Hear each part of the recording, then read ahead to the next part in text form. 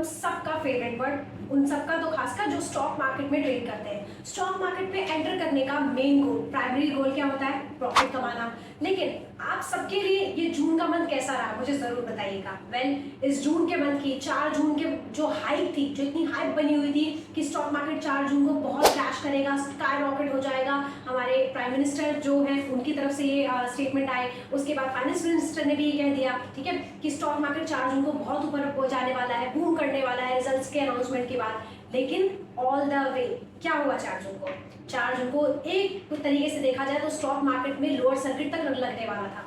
Hi guys, मैं हूं आपकी फ्रेंड रोशनी और आज इस वीडियो में मैं आपके साथ ऐसे स्टॉक्स और ऐसे सेक्टर के बारे में सजेस्ट करने जा रही हूँ, आपको बताने जा रही हूँ जिन सेक्टर में या जिन स्टॉक्स में अगर आप अब यहाँ से इन्वेस्टमेंट करते हैं after the results of Lok Sabha election 2024, यानी कि लोकसभा इलेक्शंस के जो रिजल्ट अनाउंस हो चुके हैं, जहां हम सबको पता चल चुका है किसकी सरकार बनने वाली है, तो अब अगर आप इन सेक्टर्स में, इन स्टॉक में अगर आप अब इन्वेस्ट करते हैं तो आपको यहाँ से अच्छे रिटर्न देखने को मिल सकते हैं। तो चलिए जल्दी से वीडियो को शुरू करते हैं। मैं आपको कुछ डिटेल्स जल्दी से शेयर कर देती हूँ ताकि स्मॉल सी छोटी सी वीडियो में 5 मिनट के अंदर आपको ये भी पता चल जाए कि कौन से स्टॉक्स में आपको काम करना है और ये भी पता चल जाए कि अब आपको क्या नहीं करना है। लेकिन इससे पहले एक छोटा सा प्रीकैप कर लेते हैं कि अब तक 1 जून से लेकर 4 जून के बीच में क्या क्या हुआ और इस बीच में ट्रेडर्स को, इन्वेस्टर्स को क्या क्या देखने को मिला। तो आइए इस वीडियो को शुरू करते हैं। जैसा कि मैंने आपको बोला, अब 4 जून के बाद, 4 जून को जब रिजल्ट अनाउंस हुए, स्टॉक मार्केट में इतना क्रैश देखने को मिला, उसके बाद क्या आपने अपने लॉसेस को आप रिकवर करना चाहते हो? The answer is yes, of course आप उस लॉस को रिकवर करना चाहते हो, तभी मैं आपके लिए वीडियो बना रही हूँ, राइट। अब आपको मैं वो स्टॉक्स और सेक्टर बताने जा रही हूँ जिसमें आप काम करोगे, इन्वेस्ट करोगे तो आपको अच्छे रिजल्ट देखने को मिल सकते हैं। स्टेप नंबर 2 हमारा होने वाला है, मैं आपको बताने वाली हूँ अब कि 4 जून को एग्जैक्टली हुआ क्या था। 4 जून को जो है लोकसभा 2024 के रिजल्ट्स के जो अनाउंस हुए थे, लेकिन जैसे ही मॉर्निंग में सेशन स्टार्ट हुआ 9 बजे, 9 बजे से लेकर 12 बजे तक स्टॉक मार्केट में एक अच्छा खासा बड़ा डाउन देखने को मिला। अगर मैं बात करूं इंडेक्स की तो निफ्टी जो है वो मोर देन 5% डाउन था उस दिन, ठीक है। ऑलमोस्ट अगर 50 से 60 पॉइंट डाउन और हो जाता 10% तक का लोअर सर्किट लग सकता था। 5 से 7 मोर देन 5% डाउन हमें निफ्टी उस दिन नजर आया। बैंक निफ्टी इंडेक्स की बात करें तो 7% तक बैंक निफ्टी भी 4 जून के दिन डाउन था, गिर गया था, क्रैश हो गया था। सेंसेक्स की अगर बात करूं तो मोर देन 3000 पॉइंट से भी ज्यादा सेंसेक्स उस दिन गिर गया, क्योंकि लोगों को और मार्केट में साफ साफ नजर आने लग गया कि जिस सरकार की एक्सपेक्टेशन की जा रही थी, यानी कि एक्सपेक्ट किया जा रहा था कि बीजेपी को मोर देन 272 सीट्स मिलेंगी और एनडीए जो अलायंसेस है वो अकेले ही 300 सीट्स जो है एटलीस्ट निकाल लेगी, लेकिन ऐसा नहीं होता हुआ नजर आया और ये क्रैश हमें देखने को मिला, ठीक है। बढ़ते हैं आगे। उसके बाद अब क्योंकि ये कंफर्म हो चुका है कि फाइनली बीजेपी ने जितने सीट्स ली और एनडीए के अलायंसेस मिलके जो है अब एनडीए की सरकार बनाने वाली है, ठीक है। 9 जून को आपको आने वाले 9 जून को ऑलमोस्ट आई गेस, जब तक अभी तक जो रिपोर्ट्स आ रही है उसके मुताबिक 9 जून को शाम को 6 बजे हो सकता है पीएम मोदी जो है वो ओथ लें, शपथ लें, अपने तीसरी पारी को मोदी 3.0 हमें देखने को मिले, यानी कि पीएम मोदी जो है वो भारत के प्रधानमंत्री तीसरी बार बनेंगे और ऐसा जवाहरलाल नेहरू जी के बाद अब दोबारा होने जा रहा है, ठीक है। अब नेक्स्ट बढ़ते हैं। अब आपके लिए ये सारी चीजें तो हो गई प्रीकैप, ठीक है, कि 4 जून को मार्केट क्रैश हो गया, बीजेपी को उतनी सीट्स नहीं मिली जितनी एक्सपेक्ट की जा रही थी। फाइनली सारी जोड़ तोड़ और गठबंधन के बाद एनडीए की सरकार जो है, एनडीए के अलायंसेस की सरकार बनने जा रही है। मोदी जी 9 जून को शाम 6 बजे शपथ लेंगे।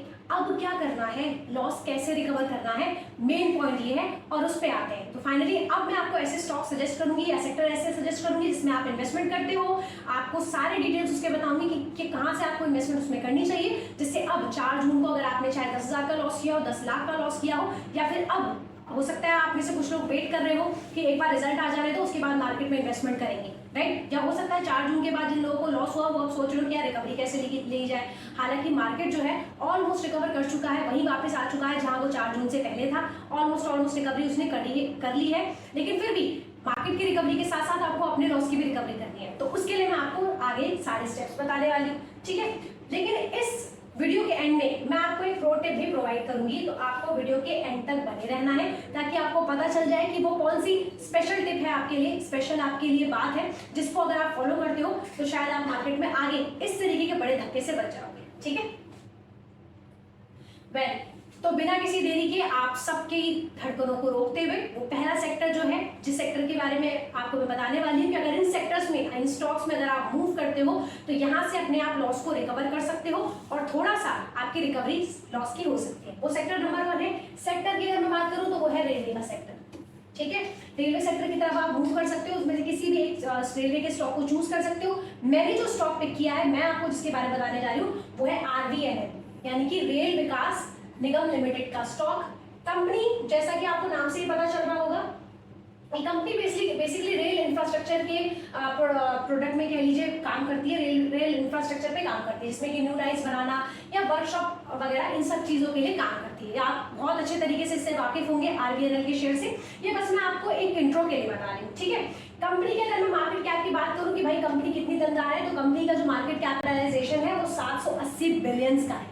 छोटी कंपनी नहीं है, 780 बिलियन का मार्केट कैप है, तो कंपनी स्ट्रांग है। अब मेन पॉइंट पे आ जाते हैं, जो कि हमारा मेन पॉइंट है इस वीडियो को बनाने का, वो ये है फिलहाल अगर करंट रेट देखा जाए तो RVNL का जो स्टॉक है वो 374 के आसपास, 374 के आसपास मार्केट में अभी ट्रेड कर रहा है। इस कंपनी के स्टॉक का जो सपोर्ट लेवल है वो है 320 का। ये स्टॉक 320 के सपोर्ट पे अभी बना हुआ है और रेजिस्टेंस की अगर मैं बात करूं तो उसके 480 का रेजिस्टेंस है। बाकी आप समझदार हो, ठीक है। तो अगर आप इस स्टॉक में काम करना चाहते हो तो आप अपना स्टॉप लॉस 320 का मेंटेन करके चल सकते हो लॉन्ग टर्म के लिए, और अपने टारगेट आप एक तरीके से लगा लीजिए, रेजिस्टेंस जो है इसका 480 का है, तो इसके आसपास अपना आप टारगेट मेंटेन करके चल सकते हो। ठीक है, अब बढ़ते हैं नेक्स्ट स्टॉक की तरफ, ताकि आपको शॉर्ट टाइम में, छोटे से टाइम में मैं जल्दी से जो स्टॉक्स है ये कवर करा दूं और आपको समझ में भी आ जाए कि अब आपको कौन से सेक्टर की तरफ मूव करना है। ठीक है, जो सेकंड सेक्टर है हमारा वो है डिफेंस का सेक्टर। ठीक है, डिफेंस सेक्टर हमारा सेकंड सेक्टर है जिसमें आप आगे जा सकते हो, और इसका जो स्टॉक मैं आपके लिए पिक करके लाई हूँ, डिफेंस सेक्टर के कोई से स्टॉक को आप उठा सकते हो, उसमें थोड़ा सा आपको फंडामेंटल वगैरह चेक करके, उसके टेक्निकल्स चेक करके आप उसमें आगे बढ़ सकते हो। लेकिन मैं अपनी तरफ से जो स्टॉक आपके लिए पिक करके लाई हूँ वो है BEL, यानी कि भारत इलेक्ट्रॉनिक लिमिटेड। कंपनी का जो बेसिकली कंपनी करती क्या है, मैन्युफैक्चर करती है इलेक्ट्रिकल प्रोडक्ट्स में, जो कि ग्राउंड लेवल पे हो सकते हैं या फिर एरोस्पेस एप्लीकेशंस के जो प्रोडक्ट्स होते हैं, इलेक्ट्रॉनिक एप्लीकेशंस, वो मैन्युफैक्चर करती है। ठीक है, मार्केट कैप की बात करूं तो कंपनी का मार्केट कैप 2.07 ट्रिलियन का है, तो ये भी कंपनी छोटी नहीं है, बहुत अच्छा खासी कंपनी है, पुरानी कंपनी है और गवर्नमेंट ओन कंपनी। ठीक है ना, तो अगर हम बात करें करंट प्राइस की तो 283 करंट प्राइस पे भी ये स्टॉक चल रहा है। सपोर्ट अगर मैं इसका बताऊं कितना इसका भी फिलहाल सपोर्ट आ सकता है, तो 220 का इसका सपोर्ट है स्टॉक का। BEL भारत इलेक्ट्रॉनिक लिमिटेड का जो सपोर्ट है वो 220 का है। ठीक है, और इसका करंट प्राइस चल रहा है आपका 283। अगर फर्स्ट रेजिस्टेंस की बात करें तो 320 का इसका फर्स्ट रेजिस्टेंस है। ठीक है, दोबारा रिपीट कर देती हूँ, फर्स्ट रेजिस्टेंस इसका 320 का है, सेकंड रेजिस्टेंस अगर आप देखें तो 400 का इसका सेकंड रेजिस्टेंस है। तो ये एक स्टॉक हो सकता है जिसे आप पिक कर सकते हो अगर आप अपने लॉस की रिकवरी चाहते हो, या लॉन्ग टर्म के लिए किसी इन्वेस्टमेंट, लॉन्ग टर्म में नई सरकार बन रही है, अब आप लॉन्ग टर्म के इन्वेस्टमेंट के लिए कोई स्टॉक ढूंढ रहे हो, तो ये कुछ सेक्टर या स्टॉक हो सकते हैं जिसमें आप इन्वेस्टमेंट कर सकते हो, रिटर्न्स आपको अच्छे देखने को मिल सकते हैं। ठीक है, अब आ जाते हैं हमारे आखिरी स्टॉक पे। आखिरी सेक्टर है हमारा ऑयल एंड नेचुरल गैस, जो कहीं ना कहीं हमेशा सेफ साइड रहता है, सेफ जोन में रहता है। अगर आप देखो तो इसकी जो स्टॉक की मैं बात करने जा रही हूँ वो बहुत ही नामी गिरामी कंपनी है, जो है रिलायंस इंडस्ट्रीज, जिसका नाम ही काफी है। ठीक है, रिलायंस इंडस्ट्रीज की हम बात कर रहे हैं। रिलायंस इंडस्ट्रीज के बारे में हालांकि आप सभी लोग जानते होंगे, लेकिन फिर भी मैं थोड़ा सा बता देती हूँ। बेसिकली कंपनी जो है ऑयल एंड नेचुरल गैस का प्रोडक्शन और एक्सप्लोरेशन करती है।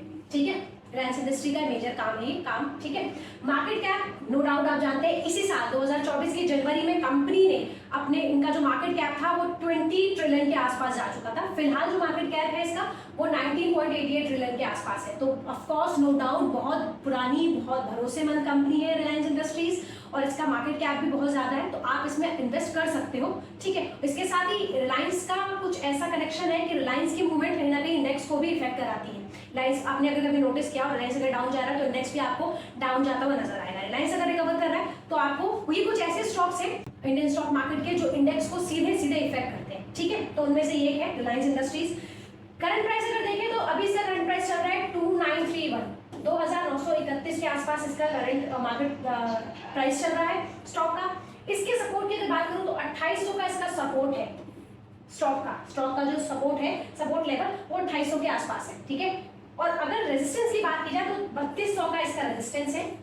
तो ये आपका वन ऑफ द स्टॉक बन सकता है। तारणहार, ये 3 सेक्टर आपके लिए बन सकते हैं जो आपको अभी तक के लॉस से, चाहे आपको 4 जून को हुआ हो, क्योंकि 4 जून को लेकर बहुत हाइप बनी हुई थी कि मार्केट बहुत बूम करेगा, बहुत स्टॉक जो है रॉकेट होने वाले हैं। इस वजह से बहुत सारे लोगों ने इन्वेस्टमेंट कर दी, ट्रेडिंग की उस दिन, और बहुत बड़ा लॉस लोगों को देखने को मिला है। ठीक है, मैंने आपको जैसे कि बताया, अगर 50-60 पॉइंट और मार्केट वहां से जाता तो 10% तक का लोअर सर्किट हमें देखने को मिल सकता था, लेकिन थैंक गॉड ऐसा नहीं हुआ। बट फाइनली जब ये डिसाइड हो गया कि सरकार भी एनडीए की बनने जा रही है, तो धीरे धीरे रिकवरी देखने को मिल रही है।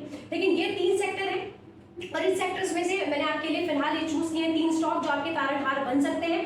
तो आप इनमें आगे जाकर फिलहाल अगर आप चाहो, अपने एक बार कंसल्ट करने के बाद, अपने इन्वेस्टमेंट एडवाइजर या फाइनेंशियल एडवाइजर से कंसल्ट करने के बाद इन स्टॉक्स पे मूव कर सकते हो, इन्वेस्टमेंट कर सकते हो।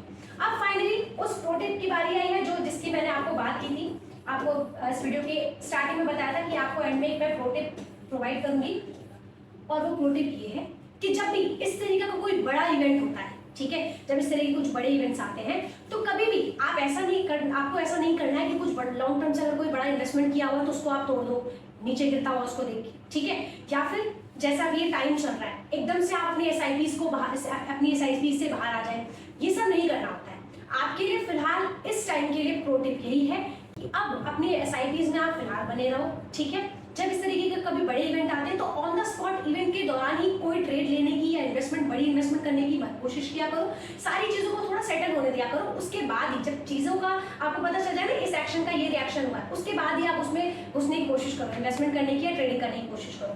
अब क्योंकि इस दौरान हमें देखने को मिला कि जो पीएसयू स्टॉक थे, जो जिसमें बैंक्स भी थे, गवर्नमेंट के भी कुछ स्टॉक्स थे, उनकी तरफ से आपको बहुत डाउन देखने को मिला, उन स्टॉक्स में हमें बहुत डाउन देखने को मिला है। तो अब वो कहीं ना कहीं रिकवरी लेंगे। तो कुछ पीएसयू स्टॉक्स भी हैं, अब गवर्नमेंट भी डिसाइड हो चुकी है कि हाँ एनडीए की सरकार बनने जा रही है, तो आफ्टर जब ये हमारी सरकार स्टैब्लिश हो जाती है, थोड़ा बहुत काम शुरू हो जाता है, उसके बाद आप पीएसयू स्टॉक्स के लिए भी मूव कर सकते हो, जिसमें बैंक्स और गवर्नमेंट सेक्टर के और डिफेंस के, जो मैंने आपको बताया डिफेंस का स्टॉक, इन सारे, क्योंकि डिफेंस सेक्टर भी बहुत गिर गया था उसी दिन, ठीक है। डिफेंस सेक्टर पीएसयू स्टॉक्स जो है वो डाउन थे बहुत, इनमें रिकवरी देखने को मिलेगी, तो इनमें आप इन्वेस्टमेंट कर सकते हो, बट थोड़ा स्लोली थोड़ी चीजों को सेटल होने दीजिए, उसके बाद आप इन्वेस्टमेंट जरूर कीजिएगा।